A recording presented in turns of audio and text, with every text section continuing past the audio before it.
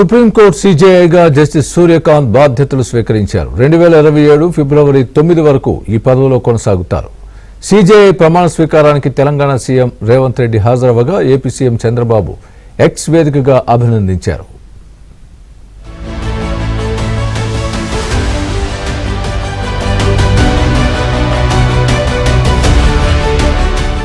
భారతదేశ 53వ ప్రధాన న్యాయమూర్తిగా జస్టిస్ సూర్యకాంత్ ప్రమాణ స్వీకారం చేశారు.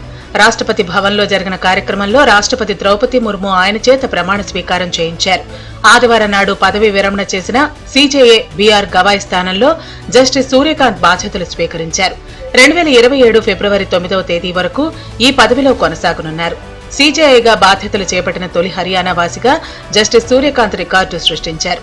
ఈ ప్రమాణ స్వీకార కార్యక్రమానికి తొలిసారిగా Bhutan, Kenya, Malaysia, Mauritius, Nepal, Sri Lanka దేశాల చీఫ్ జస్టిస్లు వారి కుటుంబ సభ్యులతో కలిసి హాజరయ్యారు.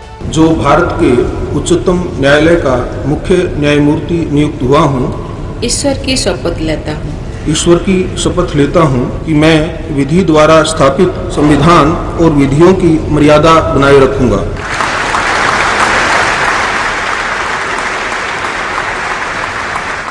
జస్టిస్ సూర్యకాంత్ 1962 ఫిబ్రవరి 10న హర్యానాలోని హిసార్లో ఓ మధ్యతరగతి కుటుంబంలో జన్మించారు. 1984లో రోహతక్లోని మహర్షి దయానంద్ యూనివర్సిటీ నుంచి న్యాయశాస్త్ర పట్టా పొందారు. 2004 జనవరి 9న పంజాబ్, హర్యానా హైకోర్టు న్యాయమూర్తిగా నియమితులయ్యారు. 2018లో Himachal Pradesh high court chief justice గా నియమితులయ్యారు. 2019 మే 24న సుప్రీంకోర్టు న్యాయమూర్తిగా పదోన్నతి పొందారు. వివిధ ధర్మాసనాల్లో పలు కీలక తీర్పుల్లో ఆయన భాగమయ్యారు. ఆర్టికల్ 370ను రద్దు చేస్తూ చారిత్రక తీర్పు ఇచ్చిన ధర్మాసనంలో ఉన్నారు. బీహార్ ఎన్నికల జాబితా రివిజన్, పెగాసస్ స్పైవేర్ తీర్పులు కూడా ఉన్నాయి.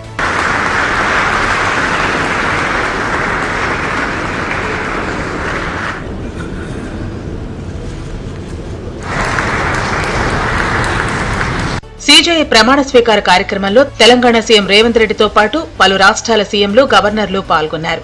ఇక జస్టిస్ సూర్యకాంత్ కు ఏపీ సీఎం చంద్రబాబు అభినందనలు తెలిపారు.